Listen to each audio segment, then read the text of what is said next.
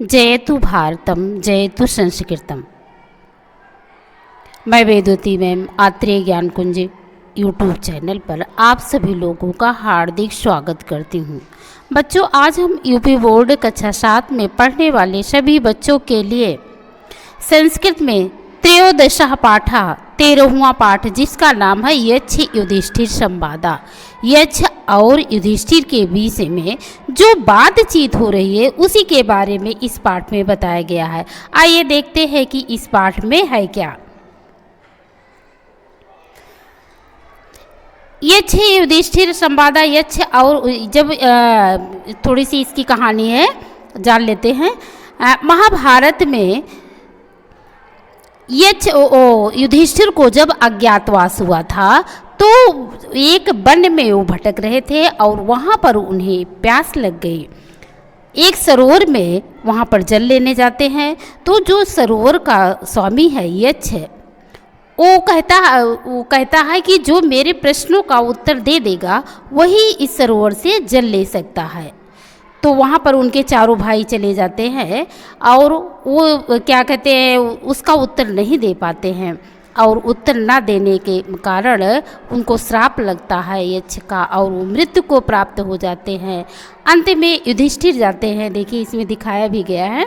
अंत में युधिष्ठिर जाते हैं और युधिष्ठिर है और युधिष्ठिर तथा यक्ष से बातचीत हो रही है। युधिष्ठिर उनके सारे प्रश्नों का उत्तर दे देते हैं।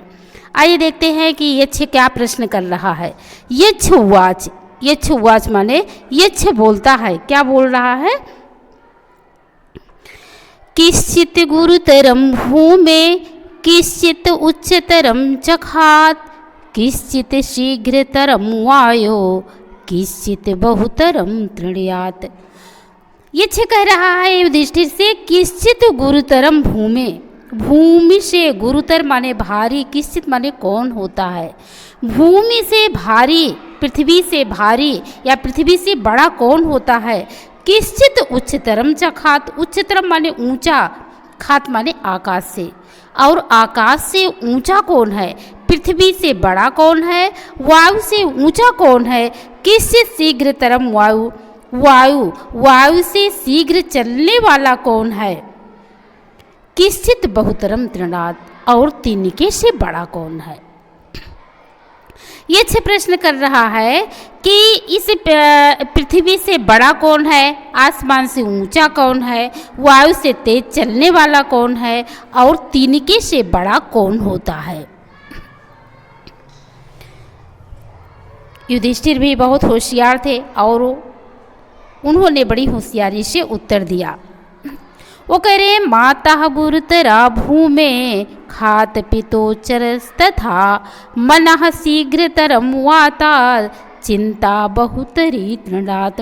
वो कह रहे हैं माता, जो माता होती है गुरुतरा माने भारी होती है, भूमि माने भूमि से, माता पृथ्वी से बड़ी होती है, खात पितोच तरस तथा, और जो पिता होता है वह आसमान से ऊंचा होता है। माता पृथ्वी से भारी होती है, पिता आसमान से ऊंचा होता है। मनः शीघ्र तरम वाताच, वाताच माने वायु से शीघ्र चलने वाला कौन होता है, मन होता है। मन जो होता है वह वायु से भी शीघ्र चलता है। चिंता बहुतरी तृणात, और जो चिंता होती है वो ईंधन से भी ज़्यादा जलने वाली होती है, यानी तिनके से भी बड़ी होती है। फिर से एक बार देख लेते हैं। माता गुरुतरा भूमि खात पितोचरस तथा, माता भूमि से बड़ी होती है, पिता आकाश से ऊंचा होता है। मन शीघ्रतरम वाता चिंता बहुतरी तृणात, मन वायु से भी शीघ्र चलने वाला होता है और चिंता तिनके से भी बढ़कर होती है, यानी चिंता ईंधन से भी ज़्यादा जलाने वाली होती है। फिर यक्ष कहता है, अगला प्रश्न पूछ रहा है, कह शत्रु दुर्जय पुंसाम कस्य व्याधिर अंतकः कीदृश स्मृता स्मृता साधुर असाधु कीदृशः स्मृतः। कह रहे हैं कहा माने कौन, शत्रु दुर्जय पुंसाम,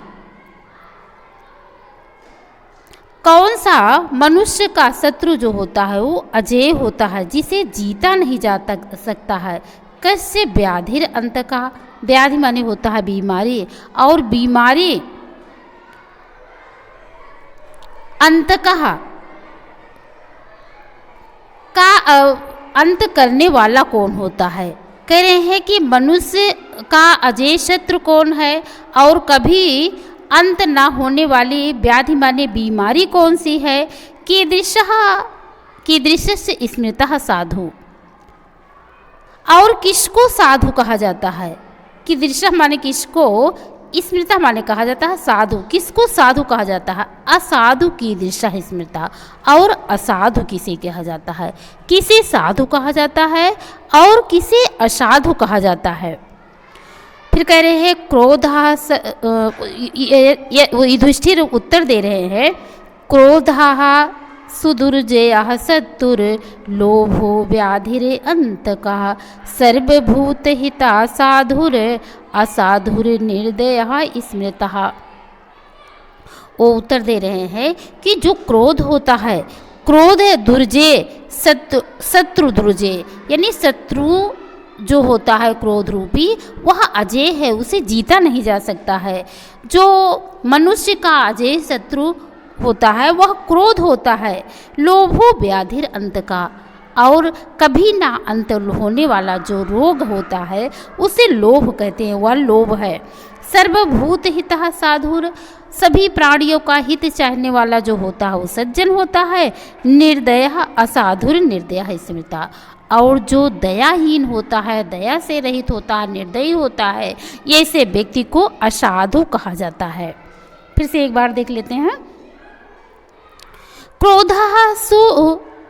क्रोधः सुदुर्जयः शत्रु लोभो व्याधिर अंतकः, मनुष्य को अजय जो शत्रु होता है वह क्रोध होता है, और कभी नहीं जो जिसका अंत होता है, ऐसी बीमारी का नाम लोभ होता है। सर्वभूत हिता साधु, जो साधु होते हैं, सज्जन होते हैं, वो सभी प्राणियों का हित चाहने वाले होते हैं। असाधु निर्दया स्मृता, जो निर्दयी होते हैं, जिनके अंदर कोई दया नहीं होती है, ऐसे व्यक्ति को असाधु कहा जाता है। इस प्रकार से युधिष्ठिर ने बहुत अच्छे से यक्ष के सारे प्रश्नों का उत्तर दिया था। आपके कोर्स में तो बहुत थोड़ा सा है, और यक्ष युधिष्ठिर संलापः आगे जब पढ़ेंगे 9-10 में जाएंगे तो उसमें थोड़ा सा इसका लंबा पढ़ेंगे। तो बच्चों, आप सभी लोगों को ये पाठ कैसे लगा? यदि अच्छा लगा हो तो एक लाइक कर दीजिए, ज़रूरतमंद बच्चों के पास शेयर कर दीजिए, और चैनल पर पहली बार है तो चैनल को सब्सक्राइब अवश्य कर लीजिए। फिर मिलेंगे हम कल दूसरे पाठ के साथ, तब तक के लिए आप सभी लोगों को नमस्कार।